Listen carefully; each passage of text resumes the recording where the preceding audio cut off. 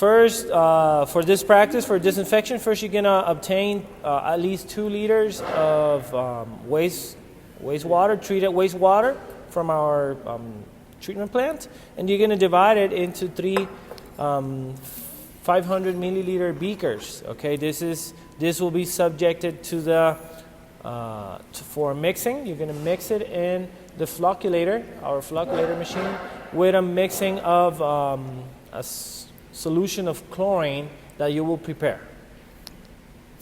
In order to work our solution, our chlorine solution, what do? We're going to put 6 milliliters of chlorine, and we're going to mix it up with distilled water. That creates a 6% solution, considering and assuming our chlorine is up to 100%, which it's not.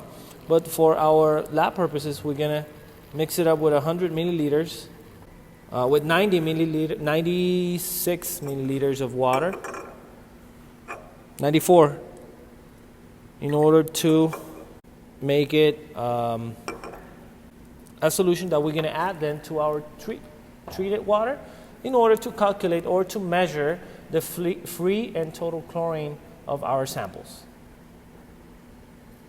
While you take the initial parameters of your wastewater sample, and that includes conductivity, pH, temperature, amongst others, that are referred to lab 1, you create your solution. So you add 6 milliliters of our chlorine, our commercial chlorine, and then you add 94 of distilled water to create our solution.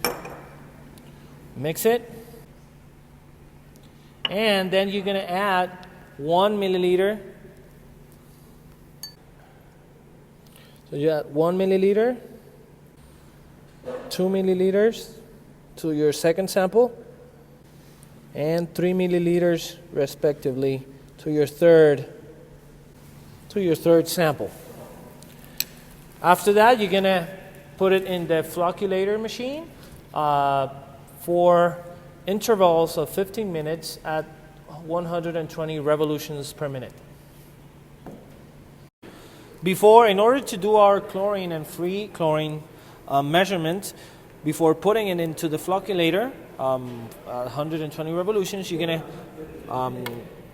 take 10 milliliters of your sample with 1, 2, and 3 milliliters of our chlorine solution, respectively, and then you're gonna add it into our tubing sample, and you're going to use our reagents for free and total chlorine. You can ask your instructor for them. This time we're going to test for total chlorine. So you open carefully. Make sure you use always gloves when managing this kind of reagents. They are not harmful, yet they could be you could have allergic reactions to it if it happens, right? So that's why, for safety measurements and security, you must always wear rubber gloves when managing these reagents.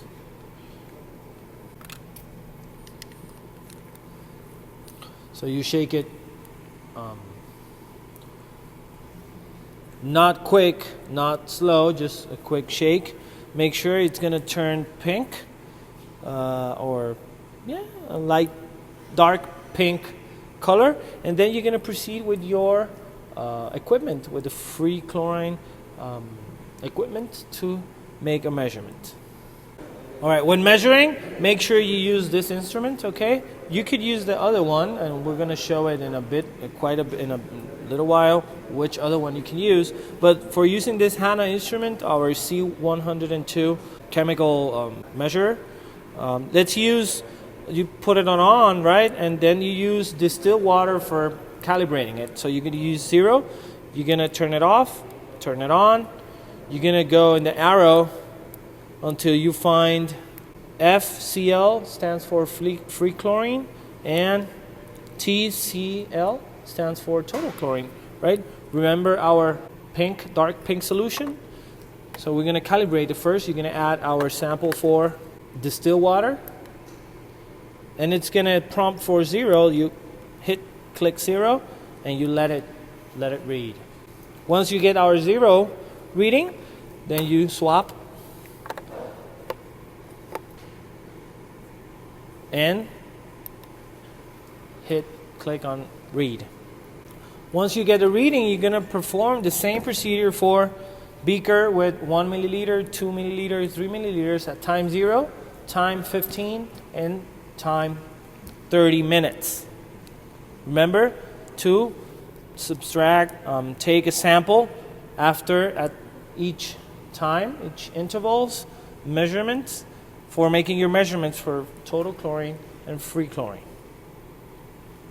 Once you make all your measurements for each of the intervals, make sure you graph then your results for free chlorine versus total chlorine and discuss your results. Okay, you're going to see as a matter of time, you're going to check out with the theory how total chlorine or free chlorine should interact with the water.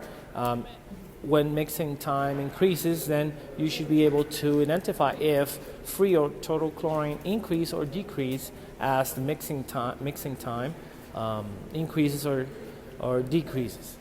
Okay, this is it. Thank you for watching.